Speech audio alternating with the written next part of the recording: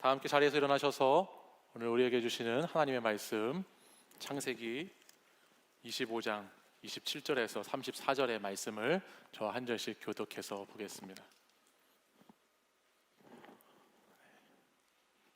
창세기 25장 한번 화면 넘겨줘 보실래요? 25절부터 나왔네요. 25절부터 읽겠습니다.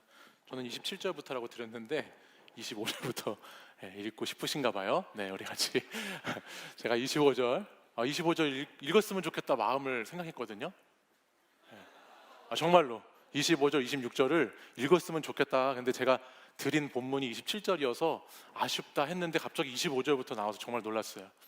제가 25절부터 한 절씩 우리 하나님 말씀을 교독해서 읽겠습니다.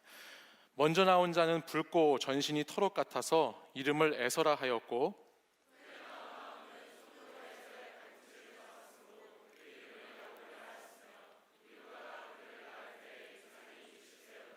그 아이들이 장성함에 에서는 익숙한 사냥꾼이었으므로 들사람이 되고, 야곱은 조용한 사람이었으므로 장막에 거주하니,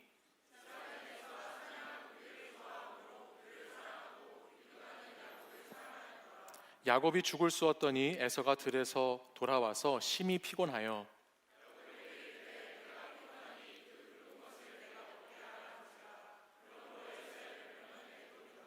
야곱이 이르되 형의 장자의 명분을 오늘 내게 팔라.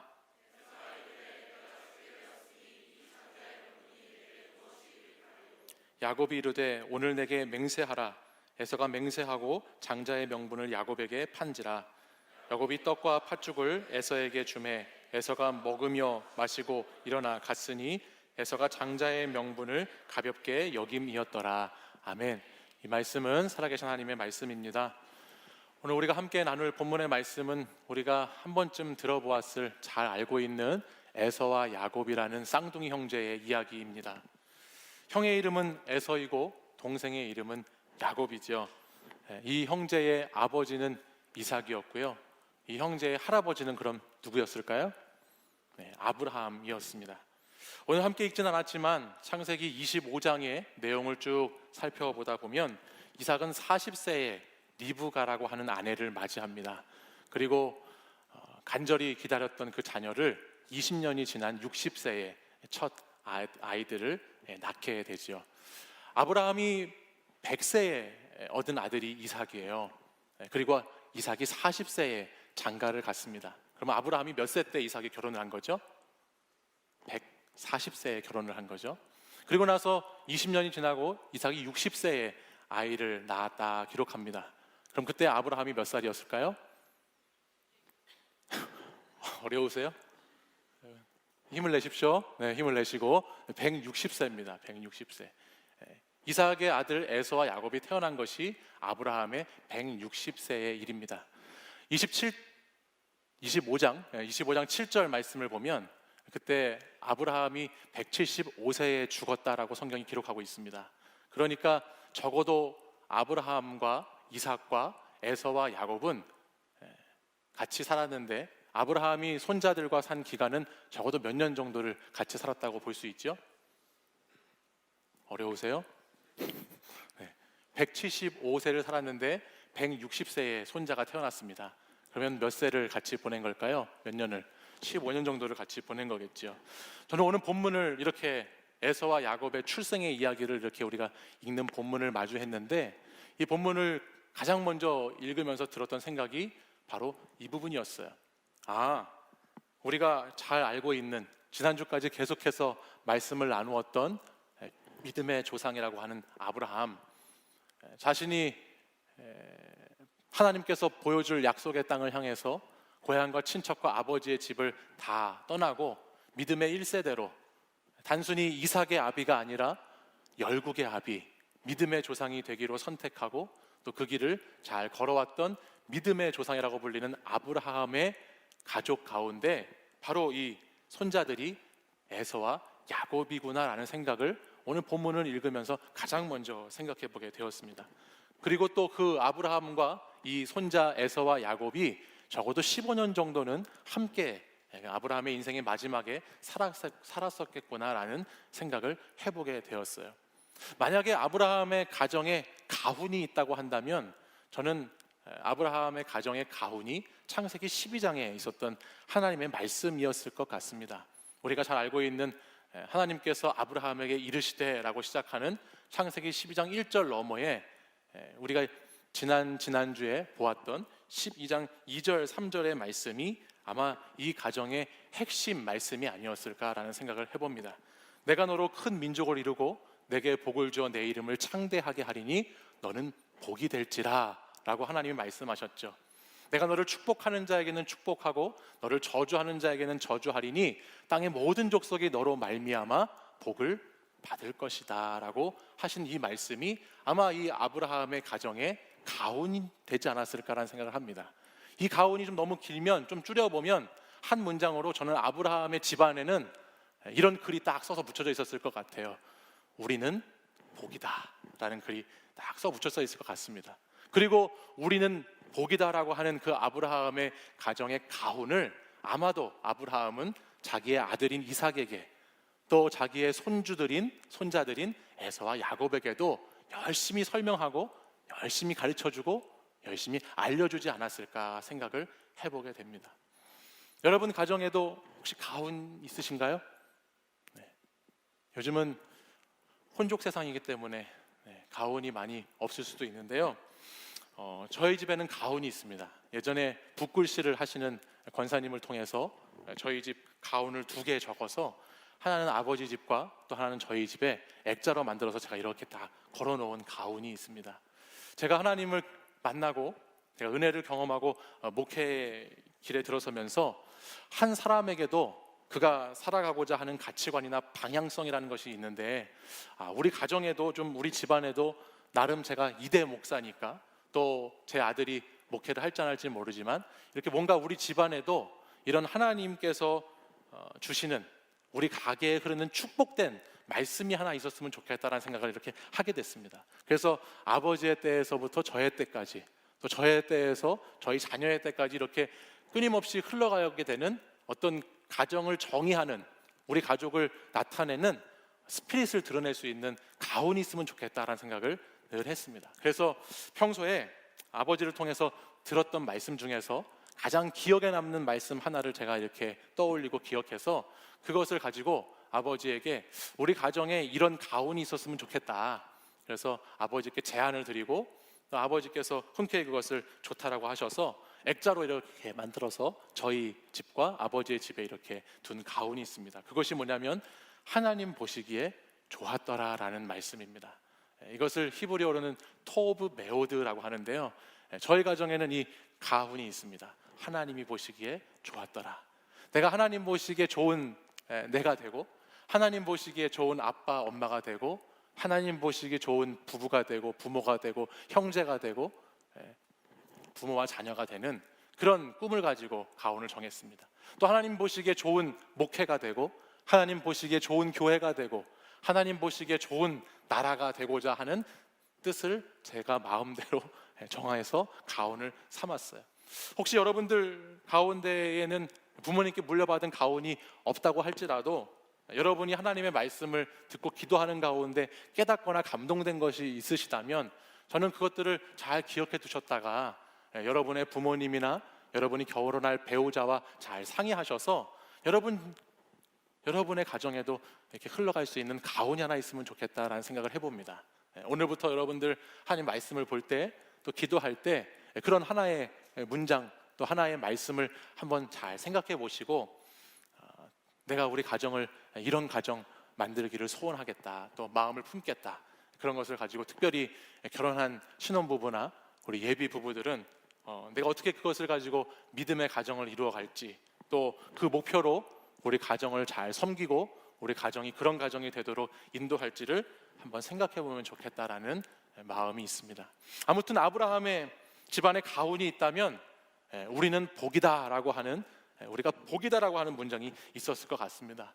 아브라함이 75세의 나이에 하나님의 부르심을 받고 떠나기 시작해서 그가 175세를 살았으니까 한 100년의 시간을 자기 삶을 살아가는데 그 가운데 자신과 그의 후손들과 세월을 보내면서 아마 땅의 복과 자손의 복과 하나님 나라의 약속의 복이 어떻게 내 인생 가운데 복이 된다는 이 말씀이야말로 이 가정에는 가장 중요한 하나의 키워드 같은 것이 되지 않았을까라고 상상해 보았습니다.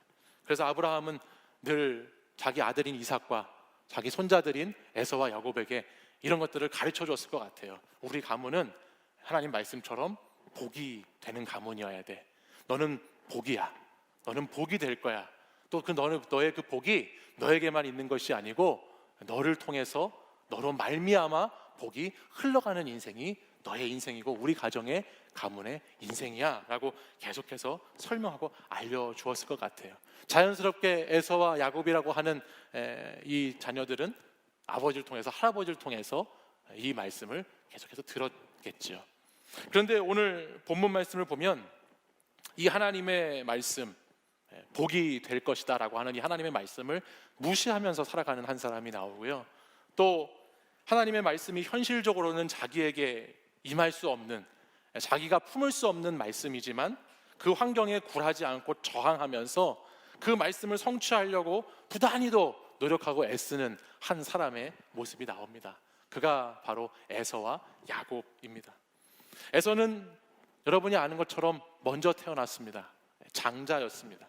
자신이 노력하고 쟁취해서 얻은 것이 아니라 그저 태어나 보니까 태어나는 순간에 먼저 태어난 것으로 말미암아 아브라함의 손자가 되었고 이삭의 맏아들, 첫째 아들인 장자로 태어난 사람이었습니다. 당시 장자의 권한이라고 하는 것은 매우 컸습니다. 장자는 아버지를 대리하고 대신하는 존재였습니다. 장자는 그 한 가정의 가문의 핵심이 되고 기둥이 되는 사람이었습니다. 아버지가 가지고 있던 모든 권리를 장자는 누릴 수 있었습니다. 오늘 본문에 읽진 않았지만 창세기 25장 5절과 6절을 비교해 보면 장자가 뭐가 다른지가 이렇게 알 수 있어요. 우리 먼저 한번 25장 5절 말씀 한번 보실까요? 자, 한번 읽어보겠습니다. 시작. 아브라함이 이삭에게 자기의 모든 소유를 주었고, 그 다음 6절도 한번 읽어보죠. 자기 서자들에게도 재산을 주었다라고 기록되어 있었어요. 네, 주었습니다. 아브라함이 재산을 나눠주는데요, 원래는 자기의 혈통을 이어갈 사람에게만 재산을 주는데 아브라함은 서자인 자녀들에게도 재산을 나누어 줄 만큼 따뜻한 마음이 있었던 아비였다라는 것을 보여주죠. 그래서 자녀들에게 재산을 줍니다. 근데 특별히 다른 자녀에게는 특별하게 많은 것을 주는데요, 그것이 5절 말씀이에요. 자기의 아들 이삭에게는 그냥 단순히 재산만 준 것이 아니고 자기의 모든 소유를 주었다라고 기록합니다. 여기에 나오는 모든 소유는 아브라함이 가지고 있던 가축, 재물, 재산, 부동산, 영적인 축복까지 모든 것을 포함하는 것을 자기 자녀인 이삭 아들에게 주었다라는 것입니다. 장자는 이 모든 것을 받는 것입니다. 무엇보다 여러분, 이 집안은 믿음의 조상이잖아요. 그리고 믿음의 가문이잖아요. 그러니까 하나님의 선택과 약속이 있는 집안이잖아요. 그러니 아브라함의 하나님, 이삭의 하나님, 그 복이 그대로 장자들에게 계속해서 흘러가게 되어 있었던 것입니다. 아버지와 할아버지의 하나님이 나의 하나님이 되셔서 내가 복이 되고 복을 나누게 되는 그 장자의 힘이 바로 이 말씀 안에 있고, 그 장자의 권리라고 하는 것은 우리가 상상하는 것 넘어서 훨씬 더 큰 것이라는 것을 성경은 말씀해 주고 있죠. 근데 이 하늘의 복을, 이 놀라운 은혜를 생각하지 않고 장자의 명분을 가볍게 여기고 그 장자의 명분을 팥죽 한 그릇에 팔아 먹어버리는 사람이 있었으니 그가 누군가요? 그가 에서이죠. 에서라는 사람이. 여러분, 우리가 물건을 사고 팔 때도 마찬가지이지만 어떤 물건을 산다고 했을 때 그것은 그만큼의 가치를 내가 부여한다는 뜻이 됩니다. 그만한 가치가 있으니까 내가 노력하고 땀 흘려서 돈을 벌어서 살려고 하는 것이 우리가 사고자 하는 물건이에요. 근데 반대로 또 우리가 팔고자 하는 것이 있는데, 물론 형편과 사정이 좋지 않아서 팔 때도 있지만 팔려고 하는 것은 필요가 없어졌거나 때로는 내가 가지려고 하는 것보다 팔려고 하는 것이 덜 소중하기 때문에, 덜 가치가 있기 때문에 파는 것이죠. 맞죠? 근데 오늘 본문을 보면 바로 거기서 한 사람은 이 장자의 명분이라고 하는 것을 그렇게 살려고 하는 사람이 있고, 한 사람은 이 장자의 명분이라고 하는 것을 아무렇지 않게 팔려고 하는 사람이 있다는 것을 말씀을 통해서 보게 됩니다. 우리는 이 말씀을 통해서 에서와 야곱이라고 하는 사람이 도대체 이 사람들의 인생에서 어디에 가치를 두고 살았는가, 이 사람들이 제일 중요하게 생각했던 것은 무엇이었는가라고 하는 것이 이 본문을 통해서 깨달아지게 되는 것이에요. 우리 그 스토리를 한번 잠깐 살펴보겠습니다. 우리 본문 29절 말씀을 같이 한번 읽어볼까요? 29절 읽겠습니다. 시작. 야곱이 죽을 쑤었더니 에서가 들에서 돌아와서 심히 피곤하여. 아멘. 에서는 아마도 들에 나가서 사냥을 하다 돌아왔을 것 같습니다. 특별히 27절 앞에 있는 말씀을 보면요, 에서는 사냥에 익숙한 사람이고 그래서 들사람이라고 불렸다라는 성경에 기록된 말씀이 있으니까 당시 에서는 아마도 들에 나갔다 왔을 때 사냥을 하다가 돌아왔다라고 볼 수 있겠죠. 일을 마친 에서의 상태를 성경은 매우 피곤했다, 그가 심히 피곤한 상태에 있었다라고 기록합니다. 근데 공교롭게도 그 피곤한 상태에 있을 때에 야곱이 죽을 만들었습니다. 그리고 이어지는 이후에 있는 말씀을 이렇게 보면 야곱이 만든 그 죽을 형 에서가 좀 달라고 그러죠.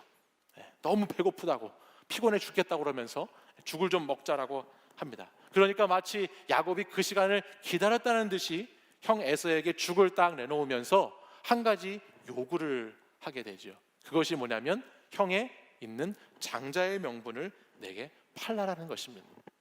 그러면 사실 여기서 우리가 기대하는 에서의 모습은 어떤 모습이어야 하냐면, 이 자식이 지금 제정신이야? 어떻게 임마 장자의 권리를 팥죽 한 그릇에 나한테 팔라고 그래, 버르장머리 없게, 이렇게 동생 야곱을 혼을 내면서 팥죽을 싹 빼앗아 먹든지, 아니면 야곱아 미안해, 내가 먼저 태어난 걸 어떡하니?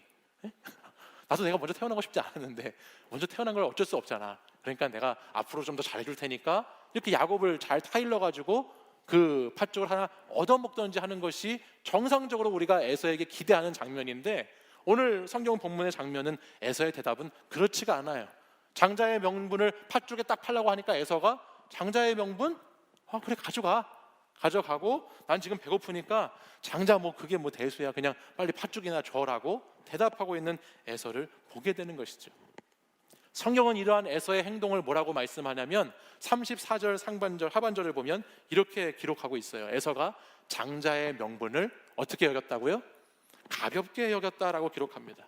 여기 가볍게 여겼다라고 하는 단어를 히브리 원어에서는 바짜라고 하는 단어를 쓰는데요, 이 바짜라고 하는 뜻은 단순히 어떤 무게가 가볍다, 무겁다라고 하는 것을 뜻하는 것이 아니고, 여기에 말하는 가볍다라는 것은 멸시한다 또는 업신여기다라는 뜻입니다.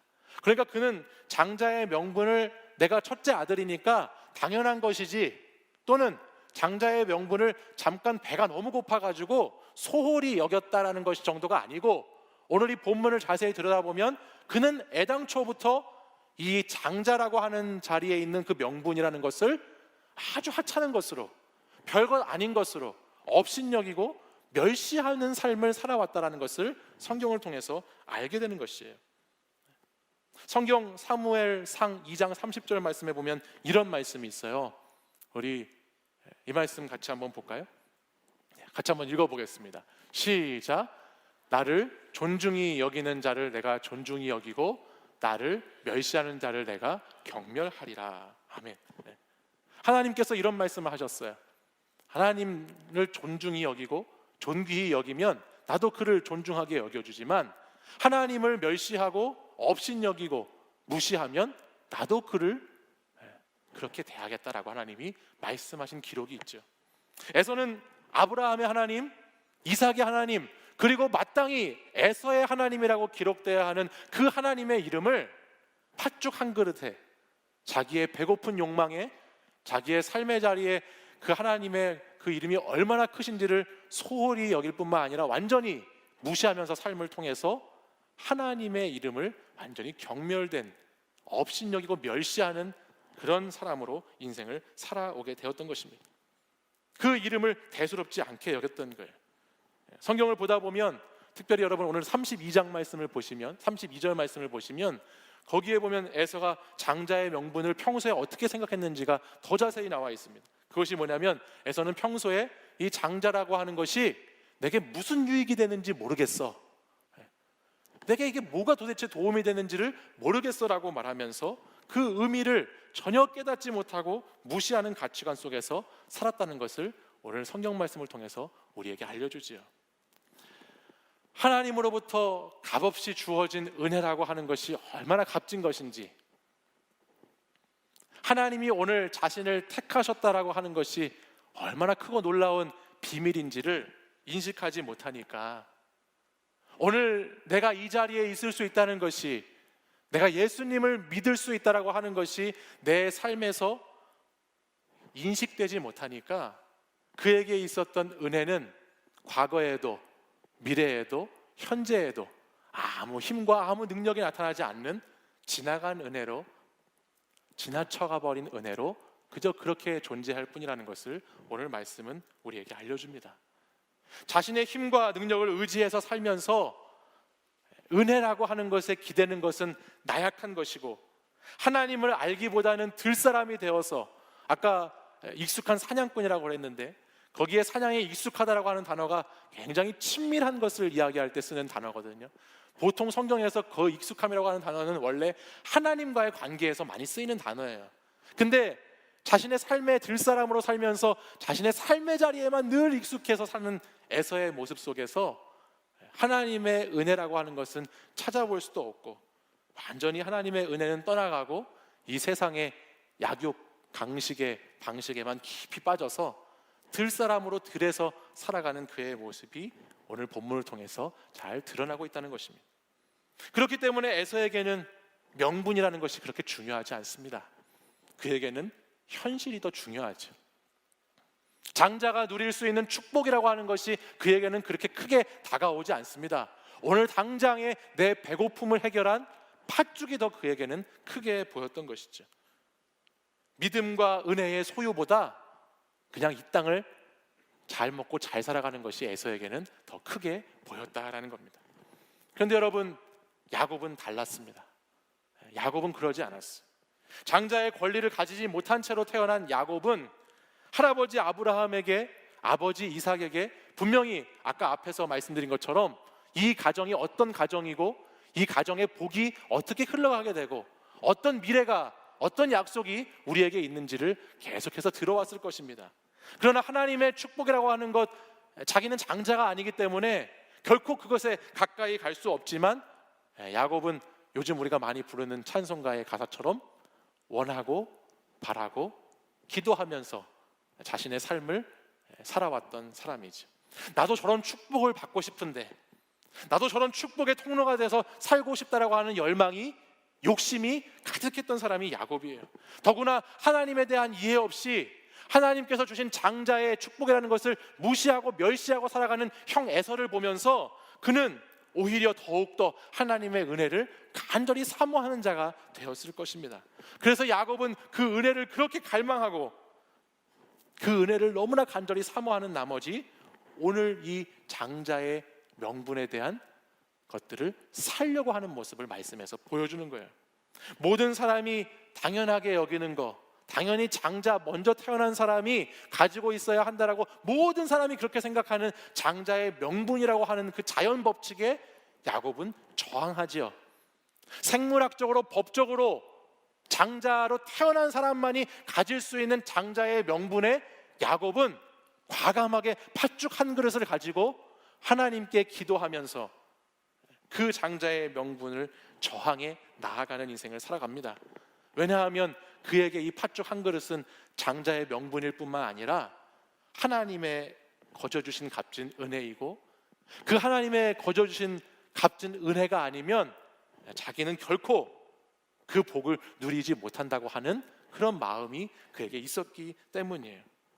성경은 많은 부분에서 야곱을 속이는 자라고 또 빼앗는 자라고 부정적으로 이야기하는 곳이 많이 있습니다. 물론 이 뒤에 나오는 말씀들을 보아도 야곱이 아버지에게 자기 형인 에서인 것처럼 가서 축복을 받는 장면도 나오고요, 또 자기 외삼촌 라반이라고 하는 사람을 교묘하게 속이는 장면도 창세기 말씀을 통해서는 볼 수 있지만, 우리가 오늘 이 본문을 통해서 주목해서 보게 되는 것은 야곱이 얼마나 하나님의 은혜를 사모하는 사람이었나라고 하는 것입니다.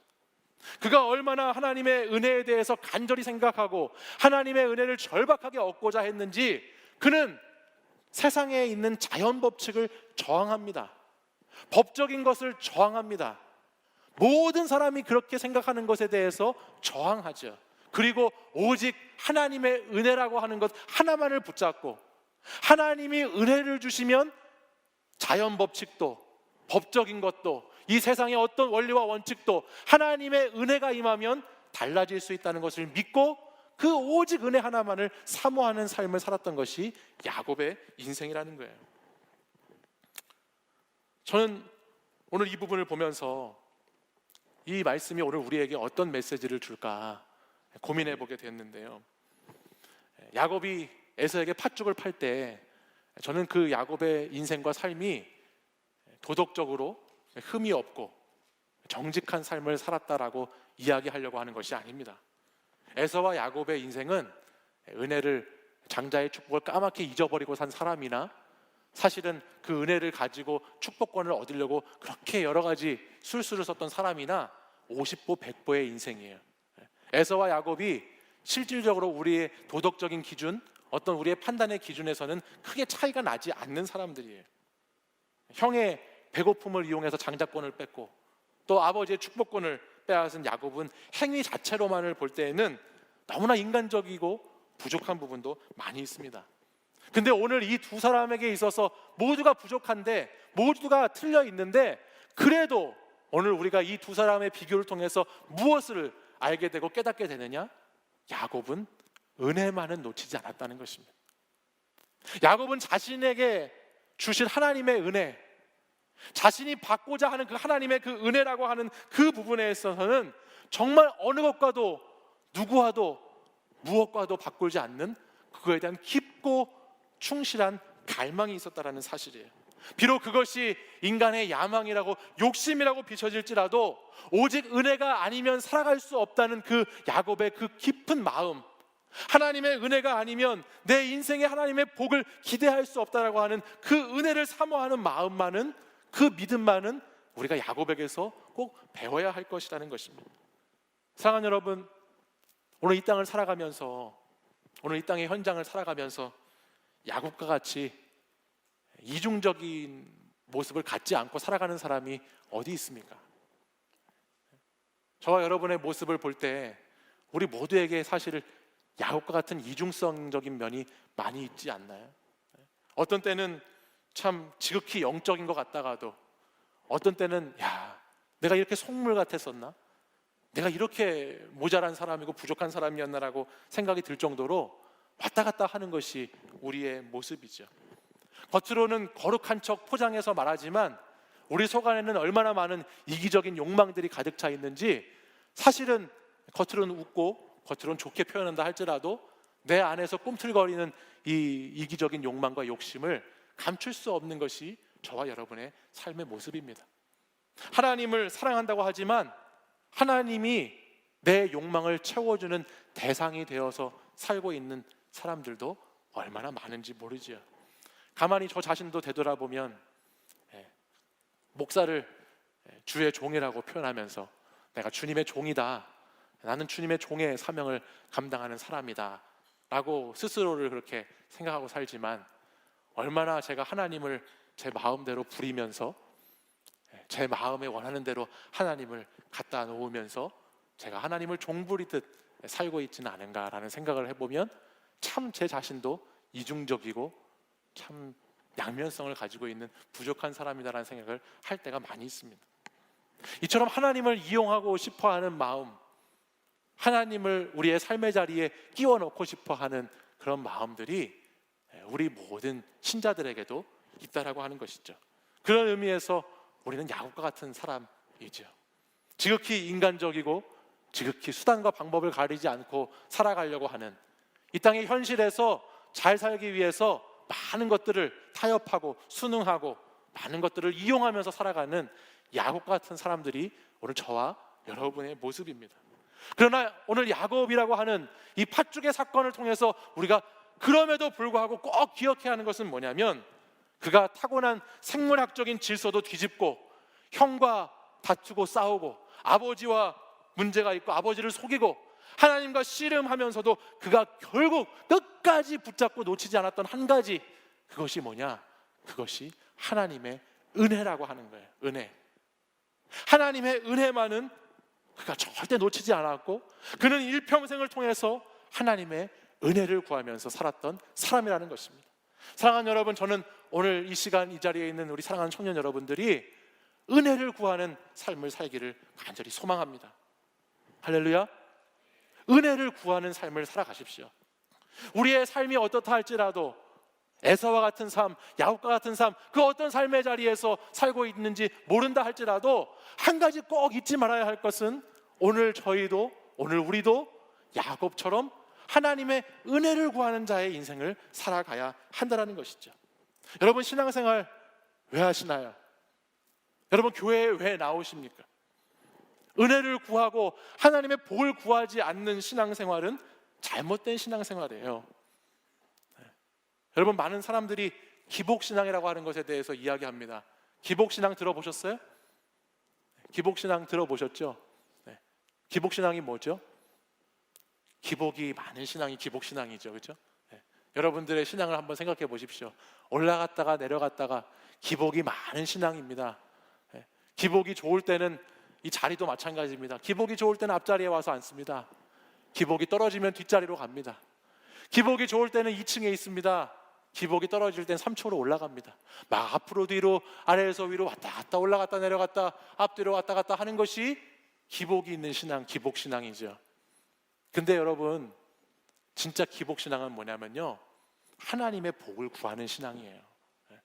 그런 기복신앙은 잘못된 것이지만 하나님의 은혜를 구하는 신앙, 날마다 내가 은혜 앞에 머물고자 하는 신앙, 내가 은혜가 아니면 도저히 안 된다고 하는 신앙, 하나님의 은혜가 아니고서는 오늘도 내가 구제불능이고, 하나님의 은혜가 아니고서는 오늘도 내 삶에 이런 것들을 극복할 수 없고, 하나님의 은혜가 아니고서는 내가 오늘 도저히 이 자리를 지킬 수 없다라고 하나님께 나와서 그것을 구하며 그것을 기도하고 그것을 믿고 살아가는 신앙이 참된 기복신앙이죠.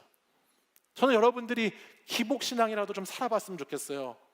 맨날 올라갔다 내려갔다 앞으로 갔다 뒤로 갔다 하는 그 기복 말고 정말 하나님의 복을 구하고 하나님의 복이 되어서 살아가고 은혜를 간절히 사모하고 절박하게 은혜를 붙잡는, 정말 야곱이 에서의 발 뒤꿈치를 잡고 나왔던 것처럼, 하나님의 사자와 씨름할 때 그를 놓아주지 않았던 것처럼, 그렇게 여러분들이 은혜를 갈망하는 사람으로, 은혜를 갈망하는 신앙인으로 살아가시기를 간절히 소망합니다.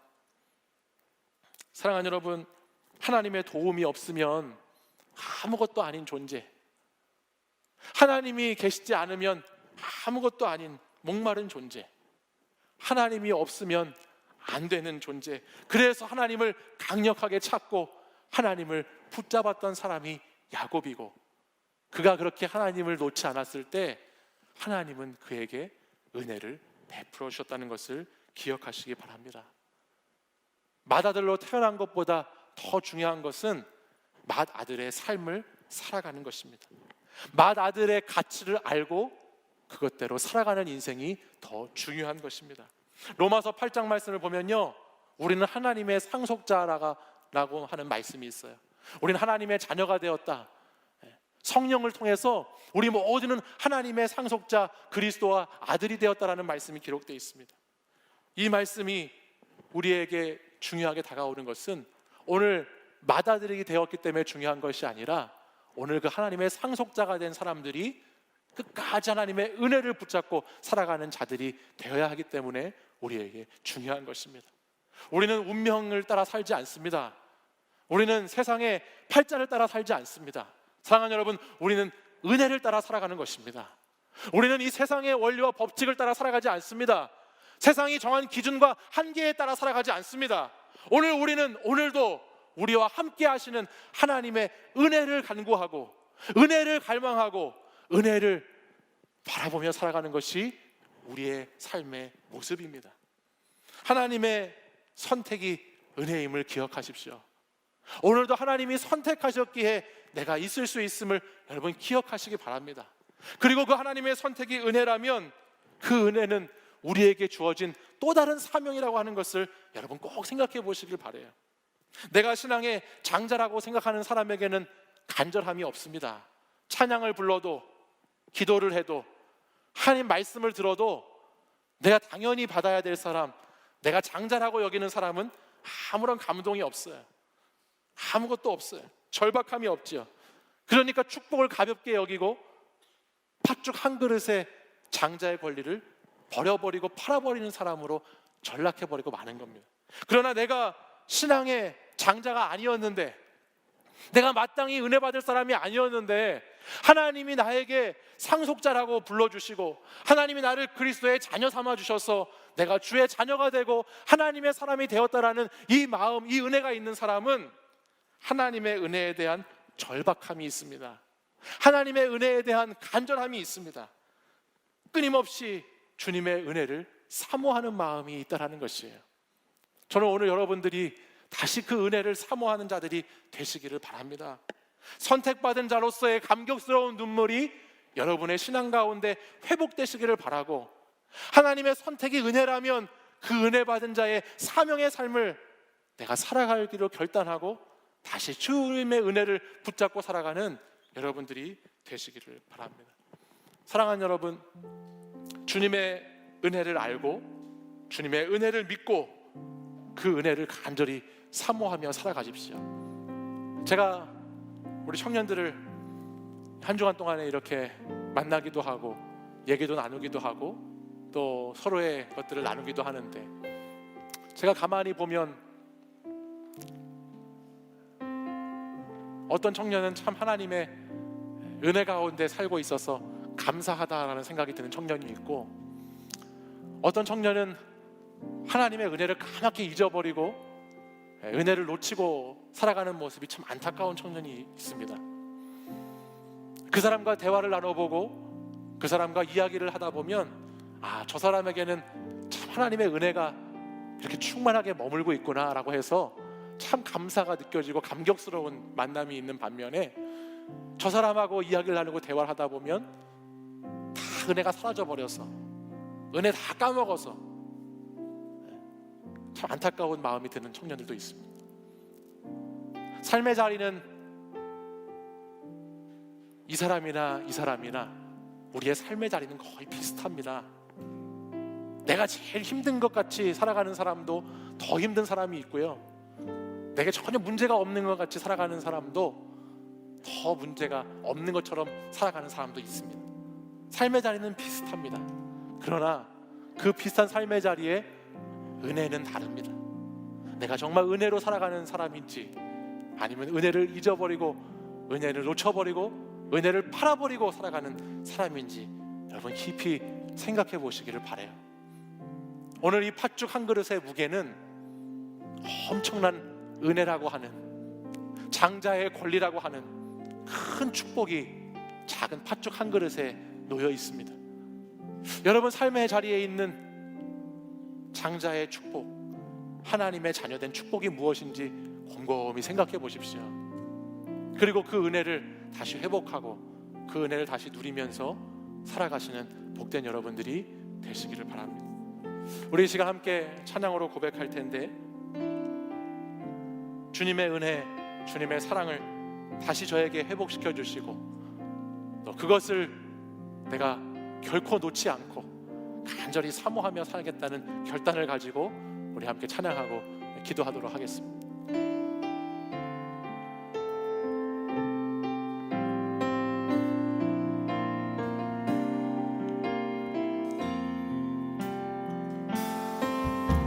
주 나의 모습 보내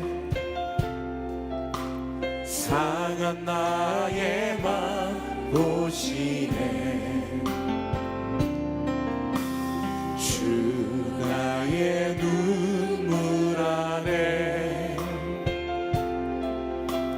홀로 울던 맘 아시네. 주 나의 모습 보내, 주 나의 모습 보내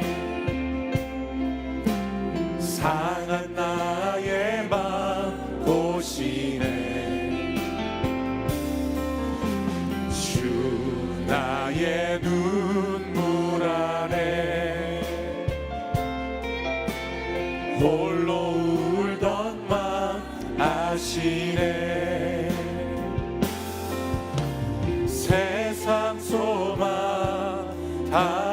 사라져가도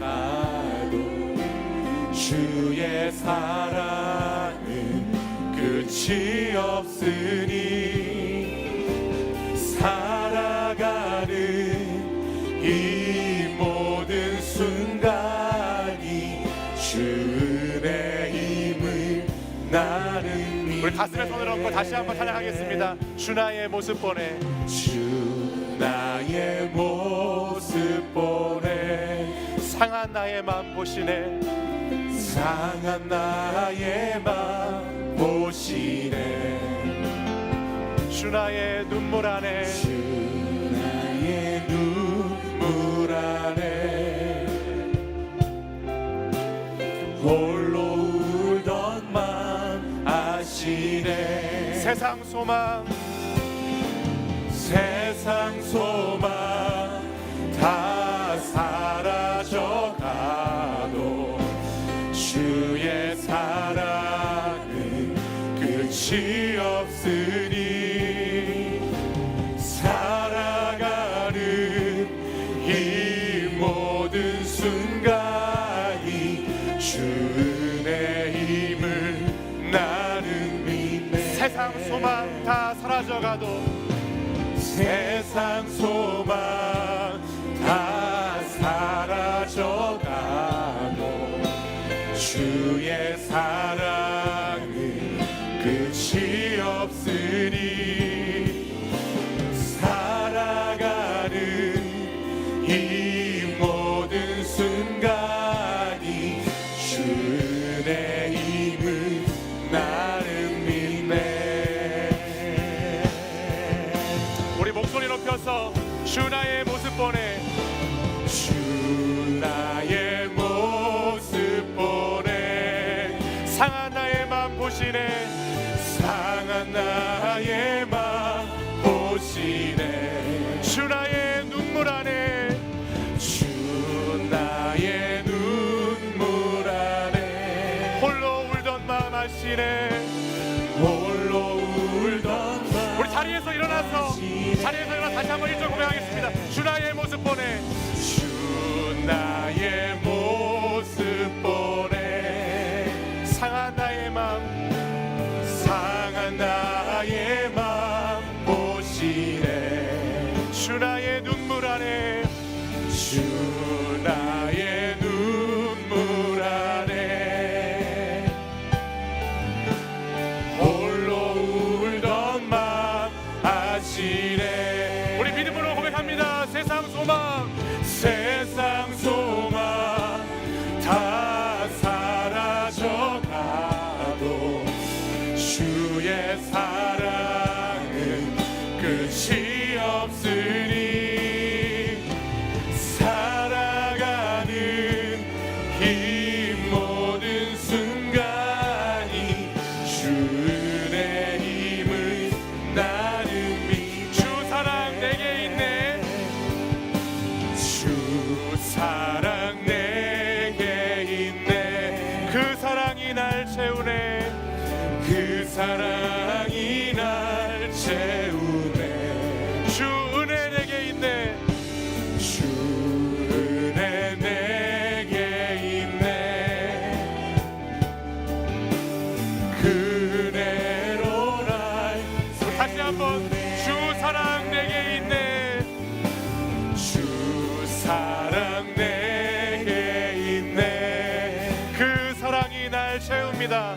그 사랑이 날 채우네 주 은혜 내게 있네, 주 은혜 내게 있네 그 은혜로 오늘 우리를 세우실 것입니다.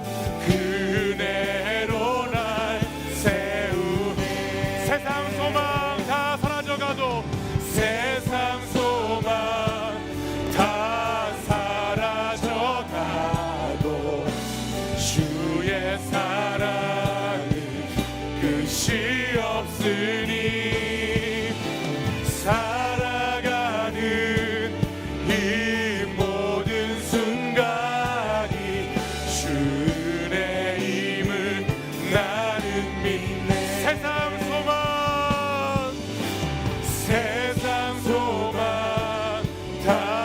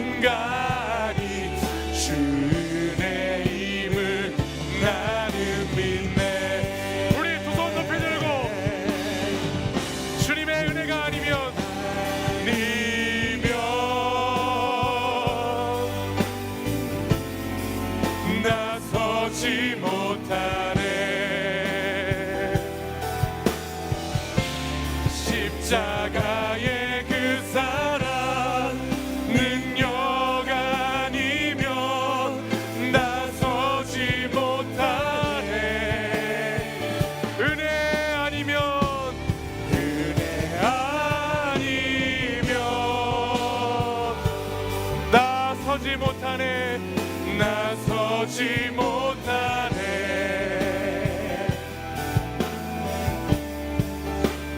놀라운 사랑 은혜 아니면 나서지 우리 두 손 들고 고백합니다.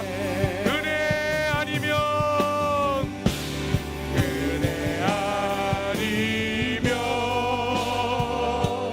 나서지 못하네 나서지 못하네 십자가의 그 사랑 십자가의 그 사랑 능력 아니면 나서지 못하네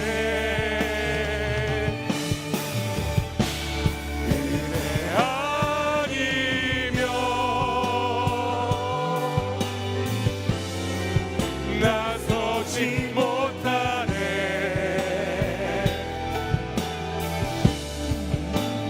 놀라운 사랑 은혜 아니면 나서지 못하네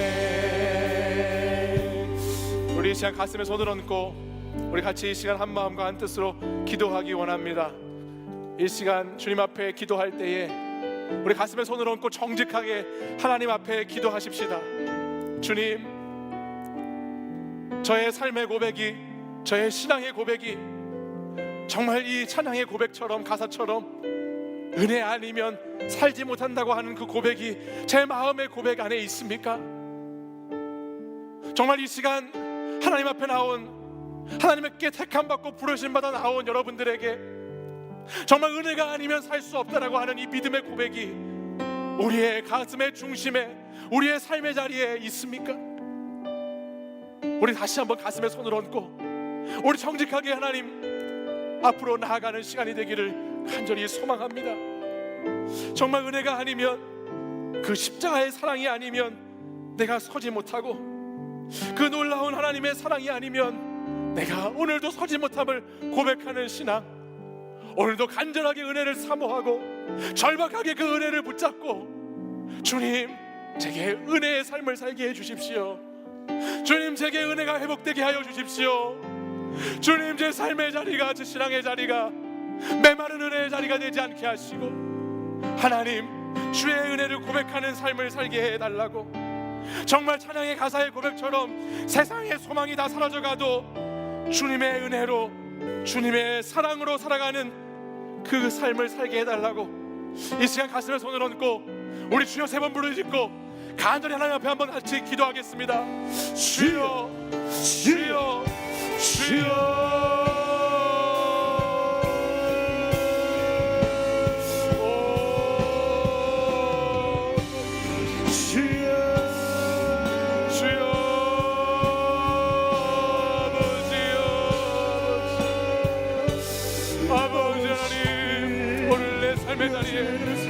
하나님 은혜를 잊어버리고 살아왔던 나의 모습을 아버지 이 시간 회개 합니다. 하나님 내게 주어진 삶의 자리가 당연한 것으로 여기고 소홀히 여기고 아버지 하나님의 은혜를 깨닫지 못하고 살아왔던 아버지 나의 모습을 주님 앞에 이 시간 내어놓습니다. 주님 은혜가 아니면 주의 은혜가 아니면 아버지 내가 살아갈 수 없고 주의 그 은혜가 아니면 내가 나아갈 수 없음을 다시 한번 고백하며 나아가기 원하오니 살아계신 아버지 하나님 우리 사랑하는 청년들에게 하나님 은혜가 회복되고 은혜의 삶을 살아갈 수 있는 아버지 믿음을 도와줘 주시기를 아버지 간절히 기도하고 바랍니다. 오 주님 하나님께서 우리에게 보여주신 값없이 주신 그 은혜를 기억하게 하여 주시옵소서. 오늘도 내가 은혜의 자리 은혜의 부르심 앞에 하나님의 선택 앞에 놓여있는 것을 아버지 기억하게 하여 주시옵소서. 내가 은혜를 잊어버리고 무시하고 멸시하고 은혜를 없이 여기며 살아왔던 것을 하나님 이 시간 아버지 하나님 용서하시오. 주여 아버지 아버지 은혜를 회복케 하여 주옵소서.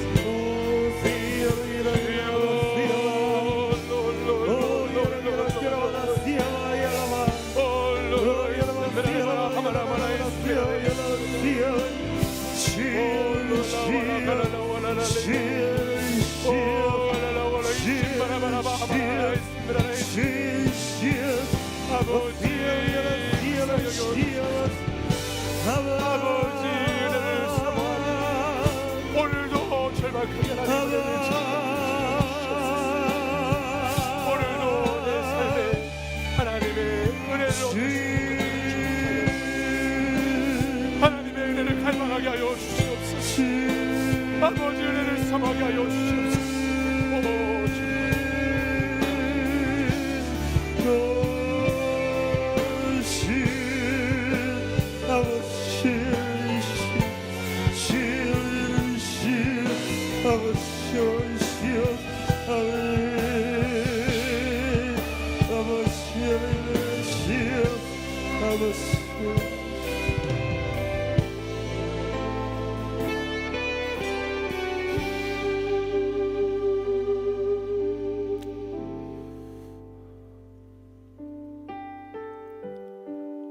오늘도 우리 사랑하는 청년들을 부르시고 택하셔서 은혜의 보좌 앞으로 나오게 하신 하나님 아버지, 매주 이 은혜의 보좌 앞에 나오면서도 하나님의 은혜를 무시하고 하나님의 은혜를 가볍게 여기고 하나님의 은혜를 멸시하고 업신여기면서 살아온 나의 모습을 이 시간 주님 앞에 회개하오니 하나님, 우리의 신앙을 다시 점검하고 다시 주님의 은혜 앞으로, 다시 주님의 간절한 은혜를 사모함으로 절박한 심령으로 주님을 붙잡음으로 살아갈 수 있는 믿음의 사람들이 되도록 인도하여 주시옵소서. 오늘도 이 시간 주님 앞에 나와 하나님의 은혜를 간절히 간구하는 주의 청년들에게, 주의 성도들에게 주여 한량없는 주의 은혜를 마음껏 부어주시고, 오늘도 그 은혜가 아니면 나의 삶의 자리에서 살아갈 수 없고, 오늘도 그 은혜가 아니면 나의 인생의 삶을 버티기 힘들고, 오늘도 그 은혜가 아니면 하나님 앞에 얼굴을 들기조차 두려운 우리의 존재를 다시 주님 앞에 내어놓사오니, 주님 이 시간 내 삶과 내 신앙에 은혜가 회복되는 역사가 일어날 수 있도록 인도하여 주시옵소서.